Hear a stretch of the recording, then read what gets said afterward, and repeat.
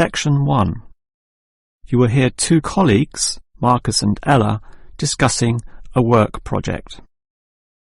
First, you have some time to look at questions 1 to 5.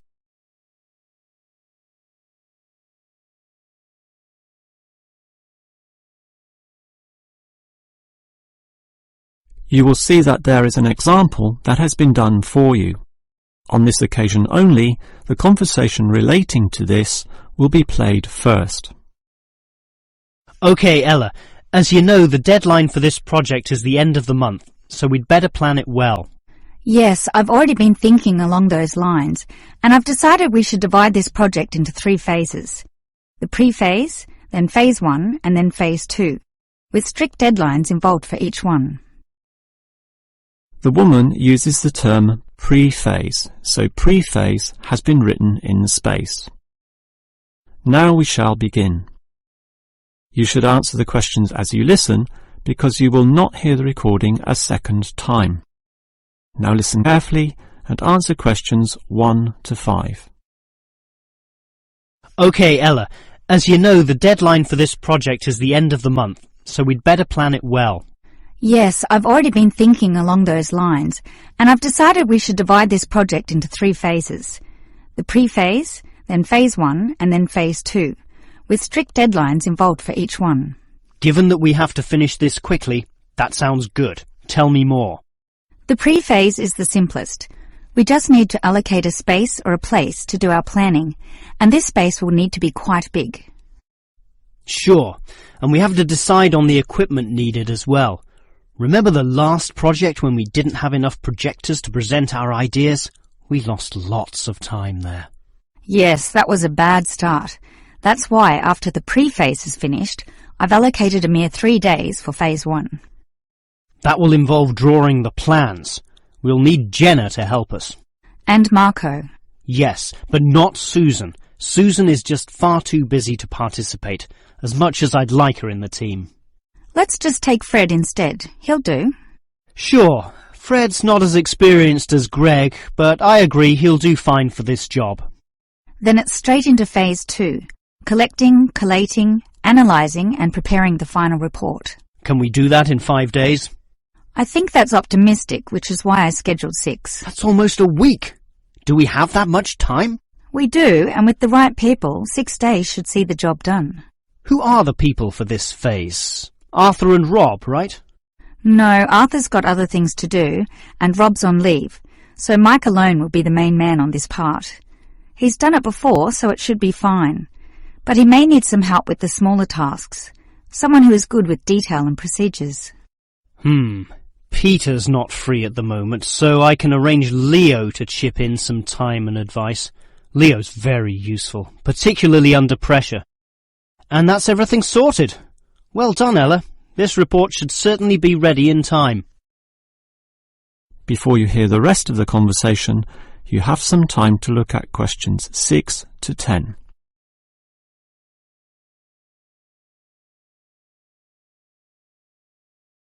Now listen and answer questions 6 to 10.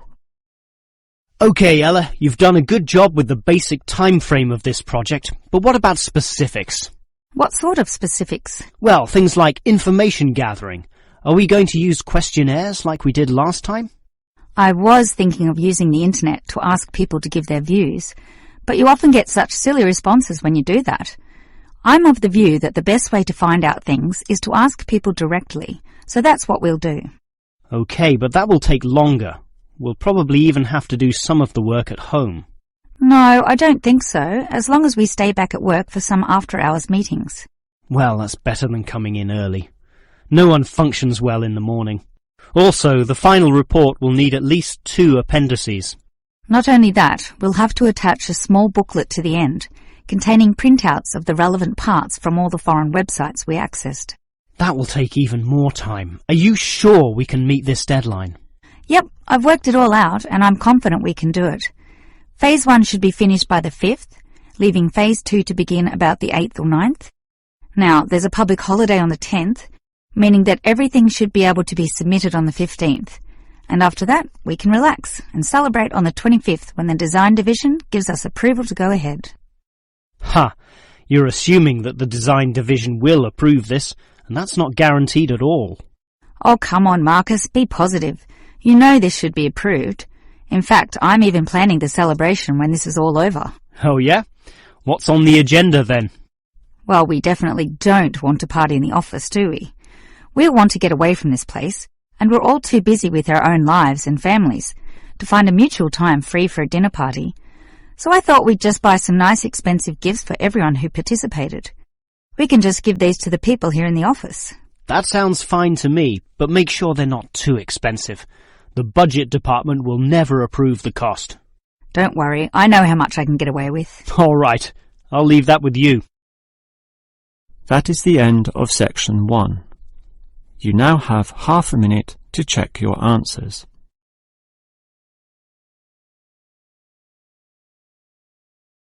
Now turn to section 2.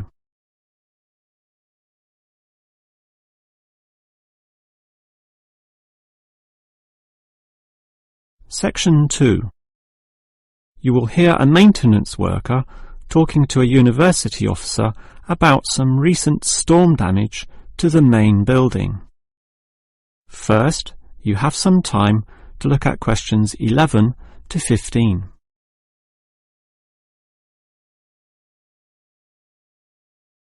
Now listen carefully and answer questions 11 to 15. Hello there. I was asked to tell you about the extent of the damage to the main building caused by the recent storm. Oh, that's right. I take it that most of the damage is just to the main building? It is indeed, since the building is so old.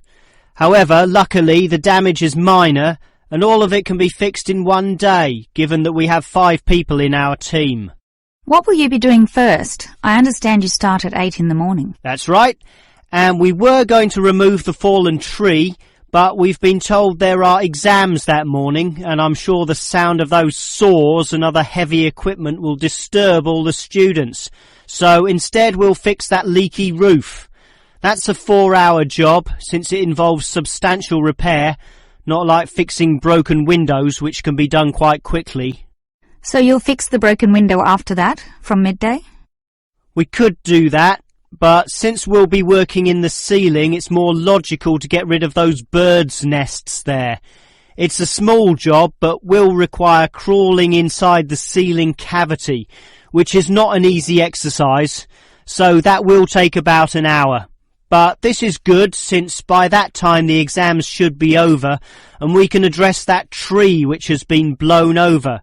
After our 1-hour lunch break, of course. It will be quite noisy dealing with that, but it will be finished by 3 o'clock. Some of our staff will then leave to fix things on another site. An office nearby needs a new window. But 2 of us, including myself, will remain here to paint over that discoloured patch of wall in your office. Oh, good. It looks so horrible at the moment. Well, we'll certainly make it look good once again. And in the last hour of our working day, we'll fix up that problem with the wiring. Apparently the power doesn't go to one of the classrooms. Probably some water has gotten into the fuse box, so we'll just change a few wires and clean up the moisture, and it should be fine. Before you hear the rest of the talk, you have some time to look at questions 16 to 20.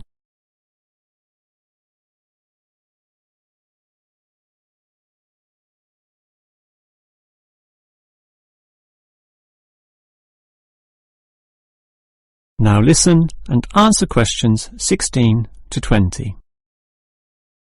I certainly appreciate all the effort you and your team are taking to fix things here, but I do have one request.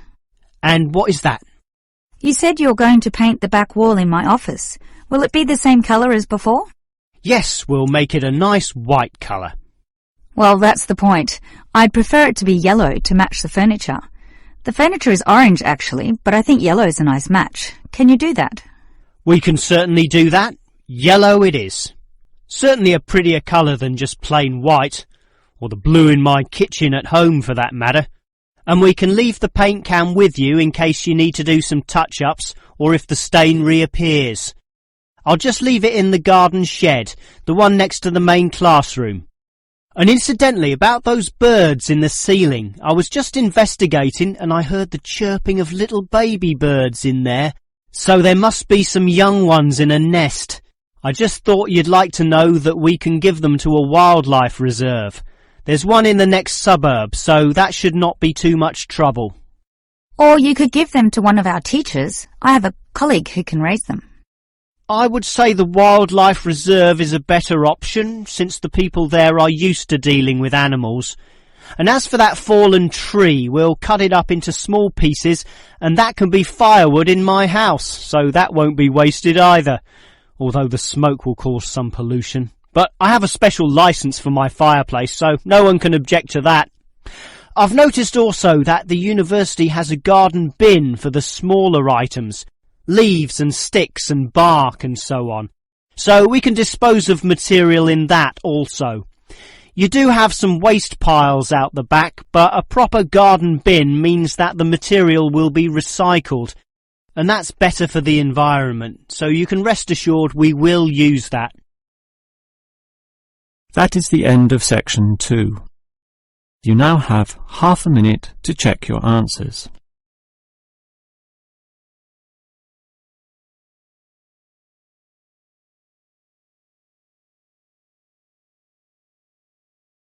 Now turn to section 3.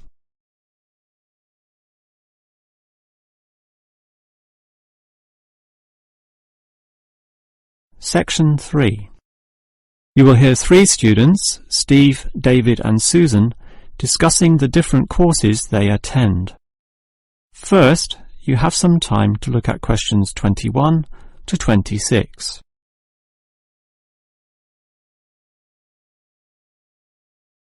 Now listen carefully and answer questions 21 to 26. Well, gentlemen, we've almost finished our second semester at this university. What do you think of all the courses we attend? On the whole, I'd say they're quite good, apart from social history, which I find to be a little too inexact.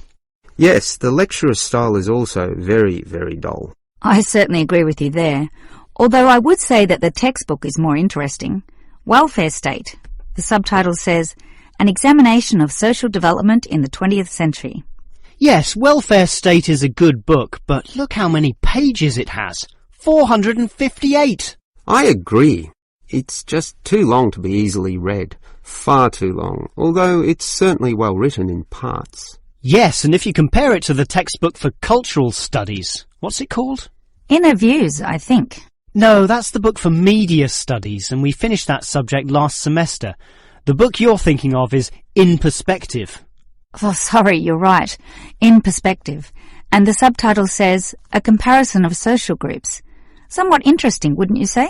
Well, mildly so, as is the subject, dealing as it does with such a wide variety of issues. But the book itself certainly oversimplifies a very complex subject. I agree. I also got annoyed at its constant oversimplification. Life is more complicated than what it suggests. Yes, but what you call oversimplifying may well be considered clarifying. Look at this other textbook, Government in Action. Some may say that it also oversimplifies, but it must do so in order to present a coherent picture of an equally complex subject. Government in Action? Which subject? It's the textbook for political theory. Oh, I hate politics. That's why I don't like the active leadership subject either. And most of the stuff in that political theory textbook is based on the American system. You see, it's written by Americans, so it's not even relevant to us here. I'd agree with you there. It's not relevant to us at all, since our government uses the Westminster system. Yes, I suppose that is a problem. Before you hear the rest of the conversation, you have some time to look at questions 27 to 30.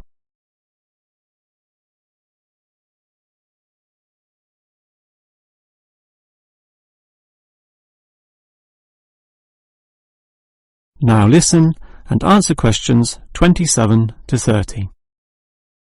Well, it seems we all have certain criticisms about the textbooks we're using, but at the same time we all like some elements, at least, of the subjects we're studying. What's your favourite subject, David? I'm not sure. I like political theory, but... Cultural studies is by far the best, even better than political theory, which I also like, but just not as much. Why do you say that, Steve?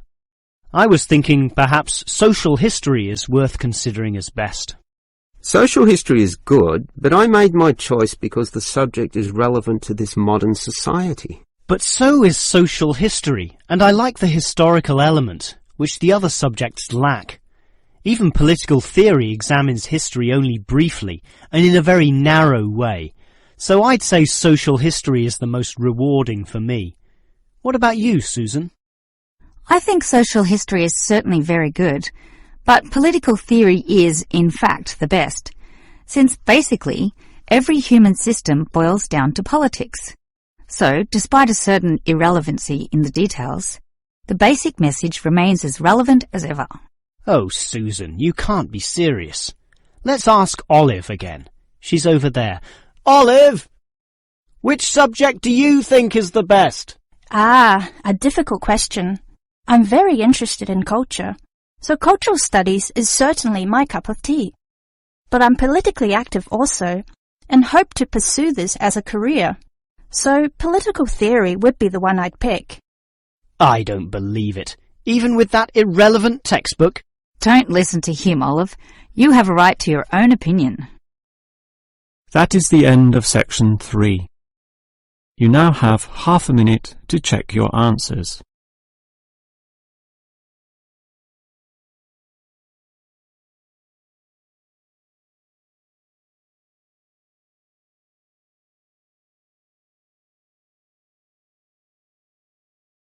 Now turn to section 4.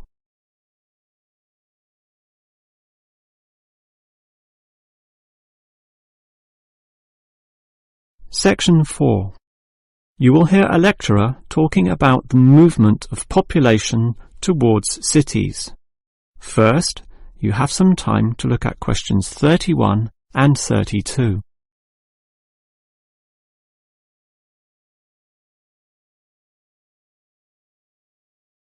Now listen carefully and answer questions 31 and 32.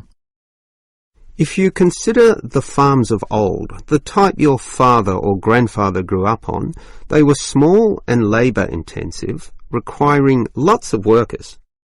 In addition, they often had a diversity of products, be that animal or vegetable, say cows and sheep, or oranges and lemons, with some peaches and a few chickens on the side for the production of eggs. The many workers involved raised their families who needed products and support services, such as medical clinics and schools, so the small country towns had mercantile activity, storefronts and community participation with all ages present and a distinct town culture. And how it has changed. Travel to any small country town in virtually any developed country and you will often see that these places are now somewhat forlorn and deserted, lacking life and vigour.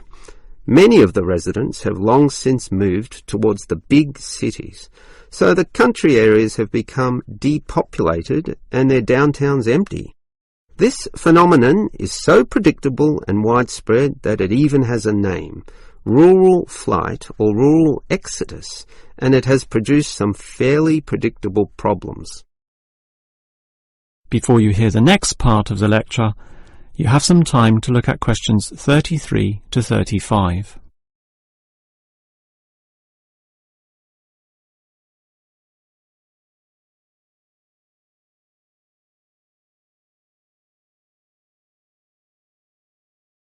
Now listen and answer questions 33 to 35. As for the causes of rural exodus, the most obvious is the industrialisation of agriculture.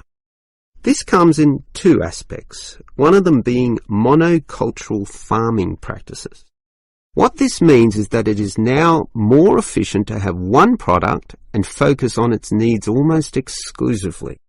So, for example, animal husbandry will usually involve a single type of animal, say pigs, but with huge factory farming techniques, or, in other words, the second aspect, economies of scale.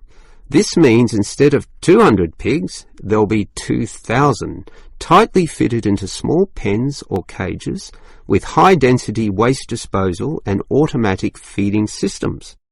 Yet, despite this huge size, it can all be controlled by just a dozen farm workers pushing the right button. You might not like it, but in a competitive market, the cheaper the overheads, the better, and one can't argue with market economics. It's simply the way of the modern world, and it has changed the face of rural districts, mostly for the worst. Before you hear the rest of the lecture, you have some time to look at questions 36 to 40.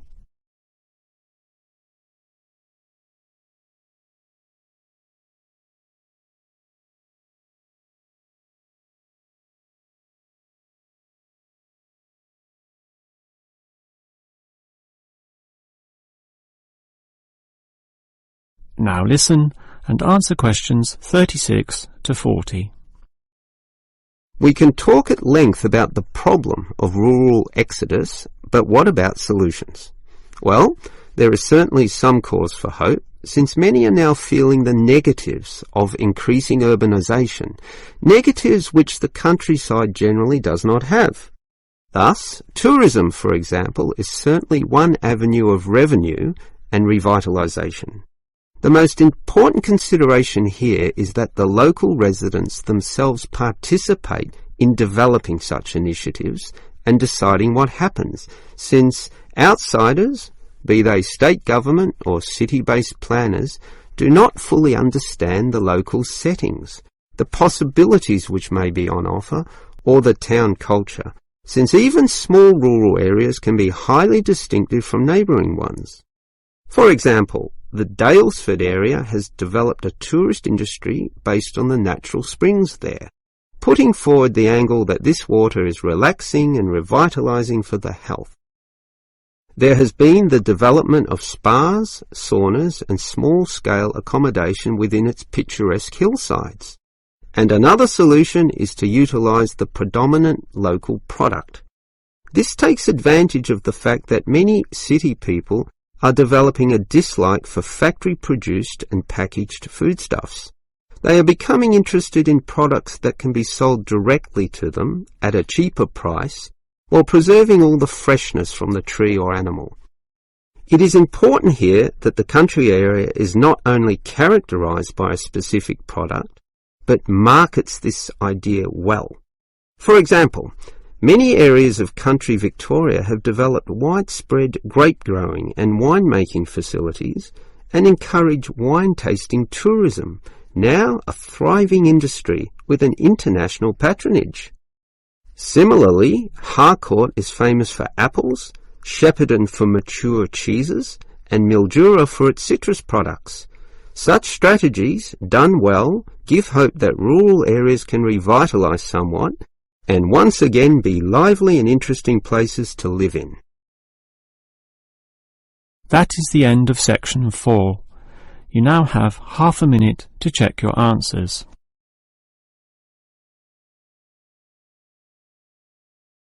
That is the end of the listening test.